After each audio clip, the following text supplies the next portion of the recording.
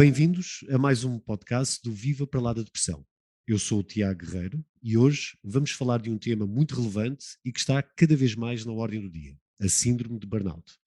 Para nos ajudar a compreender este fenómeno, temos connosco o professor Pedro Almeida, professor no ISPA e psicólogo do desporto e da performance. Colaborou ao longo de 25 anos com o Sport Lisboa Benfica, onde fundou, de resto, o Departamento de Psicologia, e em 2012 esteve presente como psicólogo nos Jogos Olímpicos de Londres. No contexto empresarial, é formador, coach e consultor na área comportamental. Viva, professor! Como está? Muito obrigado. Muito obrigado pelo convite. Espero que esteja tão bem como eu me sinto hoje. Portanto, se estiver bem como eu estou hoje, já está bem. Estou bem e é para nós um prazer enorme tê-lo aqui connosco. Para começarmos a nossa conversa, penso que será fundamental, e antes de mais, descodificarmos este termo, o burnout. O que é, afinal, o burnout, professor? Em linguagem corriqueira ou científica? Como é que prefere? Acho que podemos começar pela linguagem mais mundana, para fácil entendimento dos nossos ouvintes. Ok, então numa linguagem muito corriqueira, muito mundana, como estava a dizer, é um pouco quando, como o nome indica, quando nós queimamos a bolota.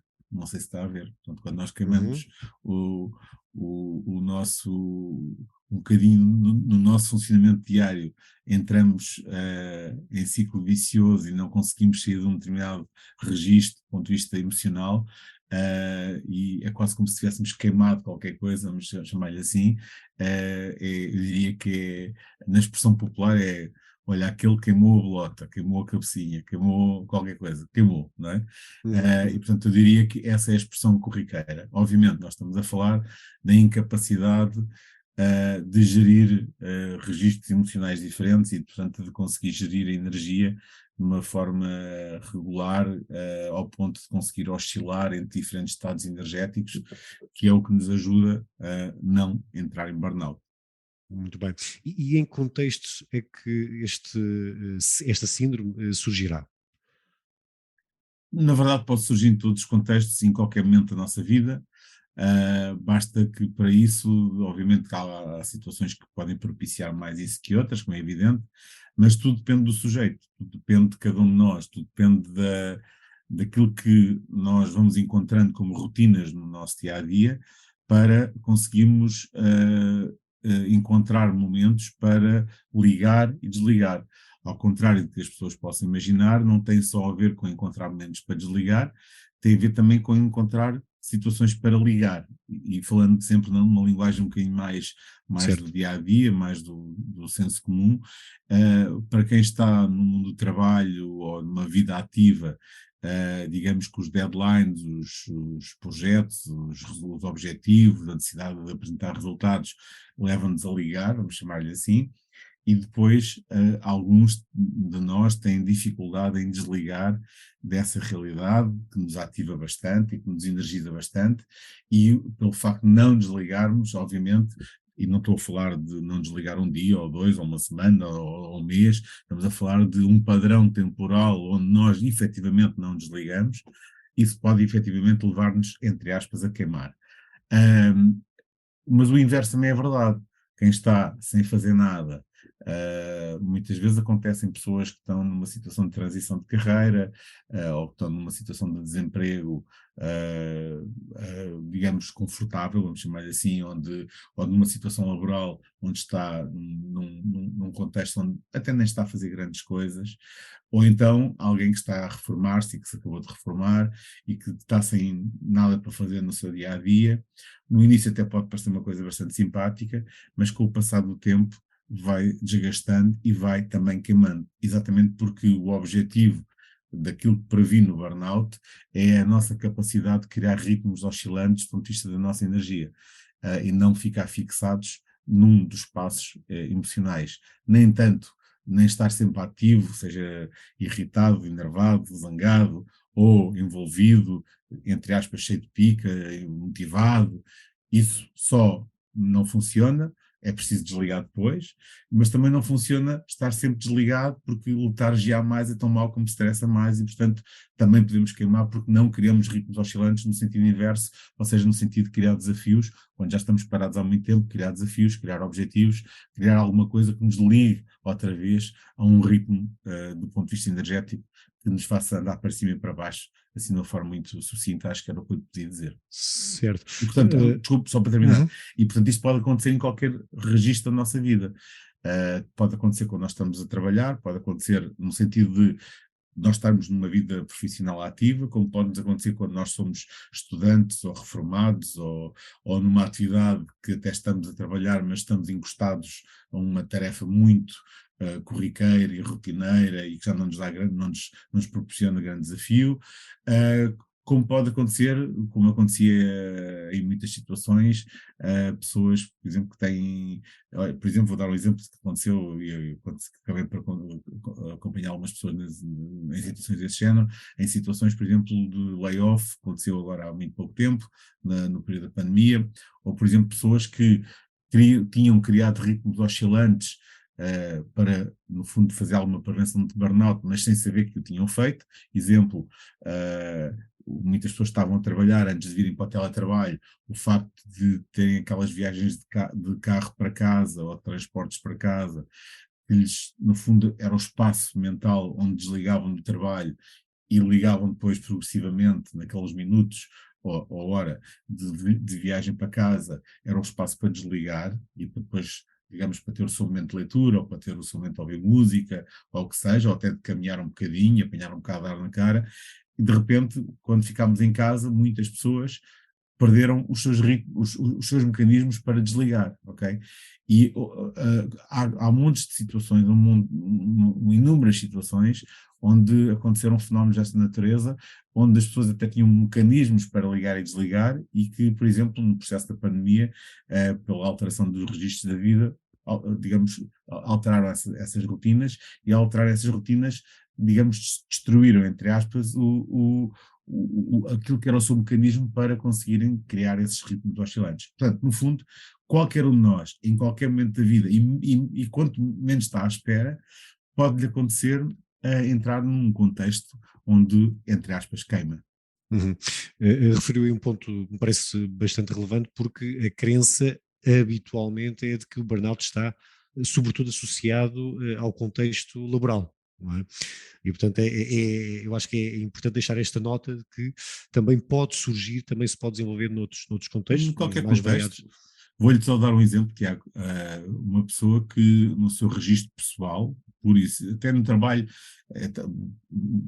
tem casos que me acontecem isto, onde o trabalho é um mecanismo quase de recuperação, e depois tem contextos em casa muito complexos, e, portanto, o mecanismo de tensão emocional e de alguma irritabilidade, ou de zango, ou de ansiedade, ou de medo, inclusive, pode acontecer que seja contextos mais familiares, ou até de contextos às vezes depressivos, vamos chamar-lhe assim, porque têm situações familiares muito complexas, de saúde, outras coisas do género, e de repente o mecanismo que os faz oscilar é o trabalho que os faz sair cá de baixo, do nível baixo de energia e até negativo, para um contexto de alguma tranquilidade, ou de algum envolvimento com outros, e de algum envolvimento com alguma tarefa que o faz ganhar alguma energia.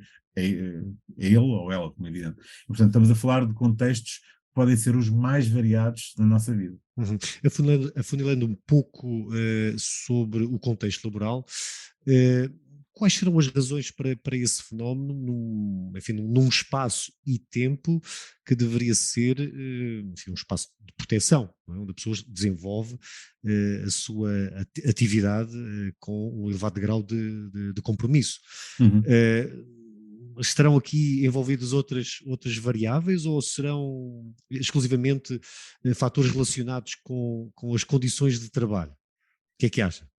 Eu acho que, como em quase tudo na nossa vida, as coisas nunca têm só uma causa, não é? Tem muitas causas.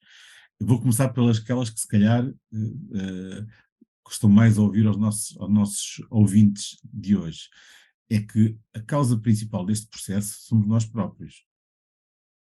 Não são os espaços, os contextos onde nós andamos, ok? Já lá vamos aos contextos, mas a causa principal somos nós próprios. E a parte boa é que a solução para isto também está em nós próprios, não está nos contextos. O que é que eu quero dizer com isto? Quer dizer que estes processos são processos que têm muito a ver com a forma como nós gerimos, como já expliquei nesta primeira pergunta, na minha primeira resposta, como gerimos, por um lado, digamos, o fluir da energia no nosso dia-a-dia, desligando ou ligando, com objetivos, com processos, com tarefas, ou arranjando atividades que nos fazem desligar completamente, que podem ser desde coisas absolutamente do dia-a-dia, como estar a fazer zapping em frente à televisão, passear o cão, ou ir estar a brincar com os filhos, ou namorar, ou outra coisa qualquer, ou ir a um cinema, ou fazer exercício físico, ou dançar, o que seja. Podem ser coisas do dia-a-dia, dependem só de nós, portanto, ter essas rotinas que nos fazem desligar, mas também a segunda linha de intervenção tem muito a ver com a forma como nós interpretamos a realidade. E a forma como nós interpretamos a realidade, toda a gente conhece a história do copo meio cheio, meio vazio, quando o copo está meio e nós queremos que o copo esteja cheio, a forma como nós interpretamos vai fazendo sentido, de uma forma mais positiva ou mais negativa. E, portanto, a interpretação, ou por outras palavras, a forma como nós relativizamos, pomos em perspectiva, reinterpretamos uma coisa que interpretámos antes de uma determinada maneira, vai alterar o tom, a coloração, vamos chamar assim, emocional, o pantone emocional da nossa experiência emocional. E, portanto, a primeira causa das coisas somos nós próprios, ok? E, portanto, esta é a parte má. A parte boa é que nós podemos ser a primeira e talvez a única solução verdadeiramente viável do processo. Agora, é evidente que as organizações e os contextos laborais também não têm nada a facilitar muito estes processos, não é? Porque e não podemos pôr toda a gente e todas as organizações no mesmo saco, porque temos organizações com práticas de gestão de pessoas muito diferentes de outras, como é evidente. Temos de 0 a 100, entre um 100 completamente dedicado e preocupado com tudo que são as pessoas que têm nas suas organizações, e um 0, há para todos os gostos, pelo menos da minha experiência. E, portanto, aquilo que eu acho é que, se nós temos contextos laborais onde as pessoas claramente têm, quando nós fazemos perguntas aleatoriamente às pessoas, toda a gente experiencia um ambiente de tensão e de negatividade dias a dia, dias, semanas, meses, anos a fio, é evidente que isto não ajuda muito naquilo que é a condição de saúde mental de qualquer cidadão que trabalha nessa organização. Acho que isto é uma coisa quase uma verdade de lá para Alice, nem precisamos de ser grandes cientistas para perceber isto. Então, Agora, como é que vê, por exemplo, aquilo que está a ser muito debatido atualmente, como, por exemplo, a semana de 4 dias, a flexibilização dos horários de trabalho, o trabalho remoto, por exemplo, como é que vê estas iniciativas? Acha que seriam interessantes, sobretudo numa perspectiva de prevenção do risco de burnout? não parece que tenha a ver diretamente com o risco de burnout, tem a ver com, dependendo da interpretação que a pessoa faz da situação, para umas pessoas pode ser uma prevenção, para outras pessoas pode ser uma desgraça isso, porque, e deixa-me pôr a tónica neste sentido, que é, há pessoas para quem estar em casa é muito mau, ok? É trabalhar, estou a falar de trabalhar. É mau, e há pessoas que precisam de ir para o local de trabalho. Portanto, se não houver flexibilização, pode ser complicado. O que eu vou sabendo dos estudos que têm estado a sair é que, se houver direito à escolha, é sempre mais vantajoso, independentemente de qualquer que seja a situação. A solução até pode ser estarem os 5 dias no trabalho, no local de trabalho, ou os 5 dias em casa, mas se houver possibilidade das pessoas escolherem, o que nós sabemos é que neste momento, todos os estudos que têm saído, é que há uma maior probabilidade das pessoas se sentirem mais satisfeitas e mais motivadas. Independentemente, depois estão 5 dias no local de trabalho ou 5 dias em casa, ou meio, ou o que seja. Pronto, isto é o que a gente vai sabendo para já, sendo que tudo isto está em grande transformação, está a sair informação científica praticamente todas as semanas. Agora, o que é que eu acho? Acho é que as soluções serão sempre mais vantajosas de acertarem no alvo, terão sempre maior probabilidade de acertarem no alvo, se houver alguma participação na sua decisão por parte das pessoas que estão dentro das organizações. Isso é aquilo que eu sinto, por aquilo que eu tenho estado a perceber do contexto laboral, é isso que eu vou sentindo. Agora, por outro lado, também há uma outra dimensão que nós temos que levar em linha de conta. As organizações, tal como nós as conhecemos, têm um conjunto de objetivos que não passam só onde obviamente aquilo que é satisfação e motivação individual é importante, mas há um conjunto de outros aspectos que têm que ser levados em linha de conta, nomeadamente as pessoas têm que trabalhar em equipa, as equipas têm que ser funcionais, as articulações inter-equipas têm que ser funcionais, e, portanto, se estas coisas todas não acontecerem, pode acontecer que as organizações não consigam cumprir o seu objetivo final, que é serem produtivas. Estou a falar de organizações produtivas, podemos dizer às outras também, têm que ser produtivas, e, portanto, no meio desse filme todo, nós podemos perder também uma essência que é as organizações têm que produzir. Portanto, se perceberem que produzem pior, se as pessoas estiverem muito dispersas, ao lado temos que fazer outra coisa diferente. E, portanto, eu acho que também tem que haver aqui alguma flexibilidade, e eu sei que estou aqui a dar uma no cravo ou na ferradura, mas acho também importante nós termos toda a sensibilidade que não podemos estar só a ver o nosso ponto de vista individual, temos também perceber que há uma dimensão organizacional nisto, que tem a ver com a razão de ser de existência das organizações, que é para atingirem os seus objetivos. E para atingir os objetivos têm que ir percebendo como é que lá chegam, qual é a melhor forma de lá chegarem. Obviamente tem que levar em linha de conta a dimensão individual da satisfação, da motivação de cada pessoa, mas tem que levar em conta a funcionalidade das coisas. E se chegarem à conclusão de que, e anda toda a gente à procura do Eldorado, atenção, ninguém chegou à conclusão perfeita do que é que funciona ou que deixa de funcionar, mas se chegarem à conclusão de que há momentos onde temos que estar todos juntos em sala, porque é melhor e é mais eficaz, se calhar temos que compreender todos isso também. Portanto, há aqui um equilíbrio que eu acho que vai ter que ser feito. Eu não sou nada apologista de que se passe uma esponja sobre tudo o que aconteceu nos últimos 2 anos, porque acho que aconteceram coisas muito interessantes que devíamos usar.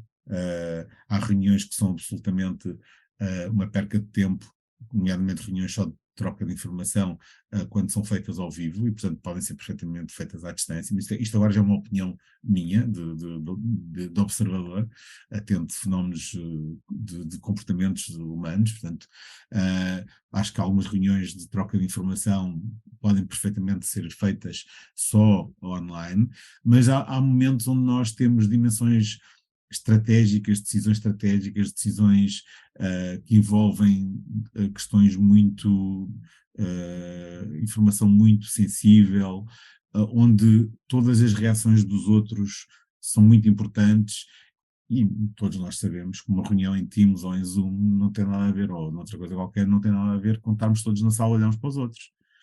Além de que há um conjunto de micro-sinergias que se criam nos corredores e nas copas e nos almoços do dia a dia, que se vão perdendo.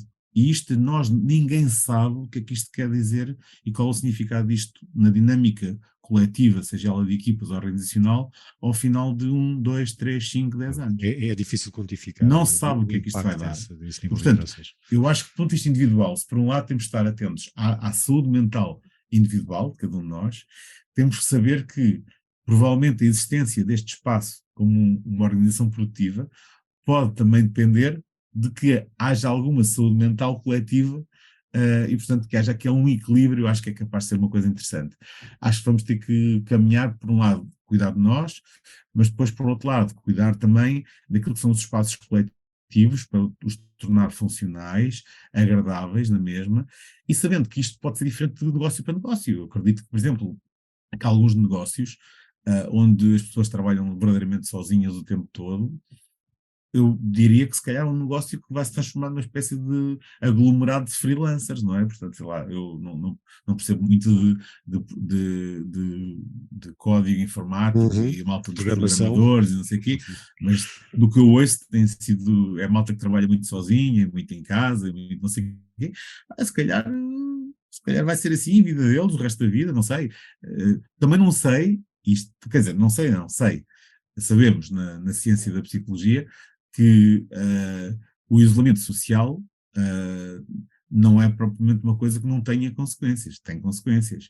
E alguém que passa a vida só a trabalhar em casa e nunca vai à rua e que não interage com ninguém, alto lá. Também a gente sabe que isso pode-se pagar no médio prazo, no médio e longo prazo, pode ter um efeito bumerangue. Portanto, eu diria que o equilíbrio sempre foi bom conselhar em várias coisas na nossa vida, e eu acho que neste caso concreto, para além da flexibilidade na abordagem a estas claro que sim, questões, não é? claro que sim. O professor mencionou, portanto, para além do contexto laboral, todos os outros domínios, digamos, da vida, se calhar focando-nos um pouco sobre aquilo que se passa nas nossas casas, onde temos a missão de prover aos nossos filhos, onde às vezes somos cuidadores de alguém que está doente, até com elevado grau de dependência. Aqui o sentimento de culpa que poderá resultar da nossa incapacidade de dar o suporte necessário eh, pode ser bastante penoso e agravar todo o quadro. O que é que acha? Pode, obviamente, mas veja que, como disse, o sentimento de culpa resulta de uma interpretação. E se recordar daquilo que eu disse no início, a interpretação, uma da forma, ou a reinterpretação, ou pôr em perspectiva as coisas, ou relativizar, é uma das formas de nós gerirmos as nossas emoções e, com isso, prevenirmos algumas situações de burnout. E, portanto, posso é não conseguir fazê-lo sozinho. E, de facto, nós chegamos em alguns momentos onde não conseguimos sozinhos repensar ou olhar para as coisas de uma forma diferente. E podemos precisar de ajuda de alguém próximo ou de um técnico especializado para nos ajudar a olhar para a realidade de uma outra maneira, para relativizar, pôr em perspectiva, etc, etc. Analisando um Mas bocadinho essa dimensão mais interna da pessoa, os seus recursos internos, haverá algum perfil de personalidade, alguma característica pessoal que se associe a uma maior suscetibilidade sim, para, as pessoas para o burnout? que têm uma forma de olhar para a realidade de uma forma sempre tendencialmente negativa, nós achamos, é normal que tenham uma, ou catastrófica, é evidente que têm sempre maior probabilidade de ocorrência de alguns destes fenómenos. Mas também, por exemplo, pessoas que, aqui já não tanto ao nível do perfil de personalidade, e desculpe misturar as coisas, mas, por exemplo, ao nível do perfil psicossocial, vamos chamar-lhe assim, e cola com uma coisa que eu estava a dizer antes, que era, por exemplo, pessoas que vivem muito isoladas. Sim. Eu aconteceu-me um fenómeno durante a pandemia, e a pandemia acho que foi um bom laboratório para ver algumas coisas. Por exemplo, as pessoas que eu senti que, pelo menos da amostra de pessoas com quem eu lidei, do ponto de vista profissional, que passaram pior, além de algumas situações mais complexas de vida, foram pessoas que viviam sozinhas. Houve muita gente que vivia sozinha que não passou bem durante este período. E, portanto, um perfil de alguém com tendência, por exemplo, a se isolar ou para viver sozinho, pode, evidentemente, no momento onde esteja a ter uma experiência de vida mais negativa, pois se não tem ninguém que lhe faça ver as coisas de outra maneira, Uhum, uhum. digamos que a pescadinha de rabo na boca pode aumentar a velocidade, não é? Ou então aquele movimento mais de, agora está-me a falhar aqui a palavra, mas de tipo de tufão, não é? De andarmos ali às voltas em looping, em termos de pensamentos ruminantes, uns atrás dos outros, sempre a mastigar os pensamentos da mesma maneira.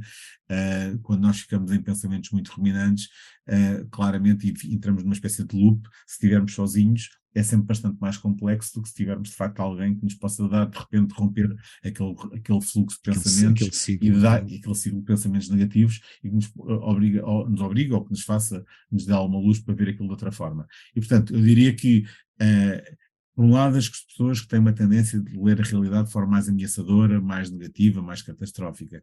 E por outro lado, uma lógica não tanto de personalidade, mas mais perfil mais psicossocial, vamos chamar assim, ou de prática de vida, de forma como vê a vida e como gosta de estar na vida, demasiado isolada, ou que por condição da vida viva sozinha, eu diria que se tem alguma tendência para ler a realidade dessa maneira e está a viver sozinho e as coisas lhe estão a acontecer, pois entrar ali num ciclo que pode ser um ciclo mais perigoso, como é evidente. Não Uhum. E há alguma relação entre a burnout e outras perturbações psicológicas ou psiquiátricas, como a perturbação depressiva, por exemplo? Quando nós entramos em situações de burnout, obviamente podemos aumentamos a nossa probabilidade de experienciar numa primeira fase estado de depressão e depois a coisa complicar um bocadinho mais. Mas eu diria que, e portanto teremos mais probabilidade nesses momentos que noutros momentos. Agora, eu diria que às vezes também se está a banalizar muito o termo do burnout, eu diria.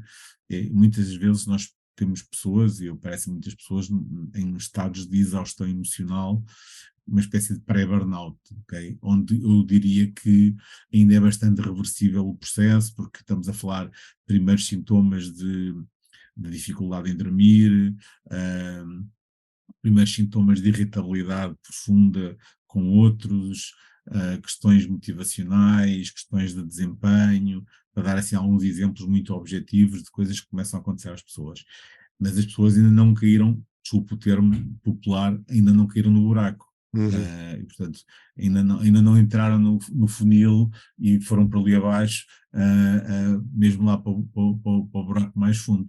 E, portanto, eu diria que em algumas circunstâncias nós temos capacidade de retirar as pessoas ainda de uma experiência bastante mais depressiva do que aquilo que vão encontrar se de facto entrarem em contexto de burnout. E, portanto, aquilo que eu sinto, pelo menos da minha prática, é que é mais fácil ajudar as pessoas numa lógica preventiva do que, evidentemente, quando as pessoas já têm uma experiência mais, entre aspas, mais carregada desta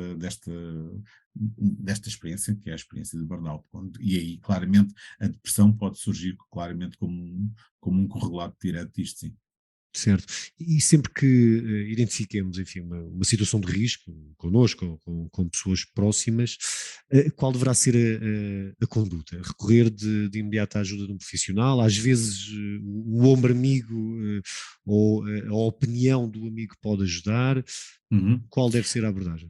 Eu acho que há duas abordagens preventivas básicas, onde anda nos últimos 2 anos, acho eu, particularmente, ando a tentar aumentar os níveis de literacia, pelo menos dos que estão à minha volta, de literacia emocional, vamos chamar-lhe assim, dos que estão à minha volta, e acho que este é um nível que nós podemos todos intervir, que é, primeiro, ajudar as pessoas a compreender este fenómeno e que tem a ver essencialmente com, por um lado, esta questão de não conseguir ligar e desligar de forma rotineira, e portanto, se a pessoa não desliga, explicar à pessoa que é fundamental desligar, imagino que é familiar, é amigo, uma pessoa que nunca desliga, seja porque nunca desliga, está sempre negativo, está sempre irritado, está sempre zangado com toda a gente, com o mundo, com a organização, com a sociedade, com o governo, com o chefe dele na empresa, com qualquer pessoa, com a pessoa com quem vive, com o que seja. E, portanto, ou uma pessoa que está sempre ligada, porque está cheio de projetos, está sempre ligada, está num projeto espetacular, novo, mas também está sempre ligado, ok? Portanto, quando nós percebemos que temos à nossa volta pessoas que nunca desligam e não têm mecanismos nenhuns que de facto o façam desligar, e nós percebemos isso quando deixamos de ver essa pessoa num espaço de tempo razoável, ou vamos vendo essas pessoas e vamos percebendo que a irritabilidade, com o passar das semanas, meses, vai subindo de tom, algumas expressões, fadiga, ou alguma nota mais física dessa fadiga, por exemplo, questões de pessoa diz que dorme pior, diz que descansa, mas não descansa bem, coisas assim deste género. Estou a falar de pequenos sintomas do cotidiano, vamos chamar assim, e não estou a falar de coisas do dia a dia, atenção, estou a falar de padrão, semanas, meses, não, senão amanhã está alguém a ouvir este podcast e sabe que esta semana alguém não dormiu 2 dias e portanto já acha que está em burnout, nada disso, estamos a falar de padrões de semanas, meses, ok? Estamos a falar de uma coisa que se vai alongando no tempo, é uma coisa delumbrando, que se imaginarmos uma panela com água fria enlumbrando, é uma coisa que vai aquecendo devagarinho e quando nós damos por ela, às vezes já estamos lá dentro, mas já estamos um bocado cozidos, já fica mais difícil sair. Portanto, mas a ideia é, se vamos apercebendo isto no dia a dia, podemos, por um lado, ajudar as pessoas a ligar, se não tiverem a fazer nada, terem objetivos, ou se estiverem cheios de energia negativa ou positiva, desligar. E, portanto, dizer-lhes, pá, distrai-te vai passear o cão, vai passear, vai não sei o quê, faz exercício, faz isto, vê televisão, qualquer coisa. A segunda alternativa, portanto, esta é a primeira. A segunda é ajudar as pessoas a ler a realidade de outra maneira. E quando nós estamos a ajudar as pessoas a ler a realidade de outra maneira, nós estamos também a ajudar as pessoas a gerir as suas emoções. E, portanto, eu diria que é nestes dois eixos, ligar e desligar, e ajudar a reinterpretar a realidade, que nós temos que ajudar quem está à nossa volta. Sentirmos que com nada disto as pessoas estão a funcionar, pois então é evidente que se calhar temos que sugerir às pessoas que estão ao nosso lado procurem ajuda técnica. Porque evidentemente pode chegar a um ponto onde já não se sai sozinho dessa dimensão mais profunda de exaustão emocional que pode obviamente depois levar ao burnout. Ficamos então com algumas sugestões, estratégias práticas até, para quem nos está a acompanhar, para uma melhor gestão dos diferentes aspectos da vida, visando naturalmente o encontro de um maior equilíbrio entre a vida pessoal, profissional e as outras dimensões da vida. E com isto chegamos ao final de mais um podcast do Viva para lá da Depressão. hoje sobre um fenómeno cada vez mais prevalente na nossa sociedade, a síndrome de burnout. Urge de facto compreender, como o professor referiu, e abordar este tema, agora mais do que nunca, sobretudo se considerarmos o desafiante contexto socioeconómico vivido atualmente. Obrigado, professor, pela sua participação. Obrigado a quem nos está a ouvir e faço desde já o convite para continuar a seguir-nos na próxima semana com um novo convidado e um novo podcast. O tema é o mesmo, saúde mental sem dramas nem preconceitos. Aproveite também para visitar www.vivaparaladadepressão.pt, onde terá ao seu dispor informação isenta e rigorosa sobre saúde mental. Viva, viva, viva, viva.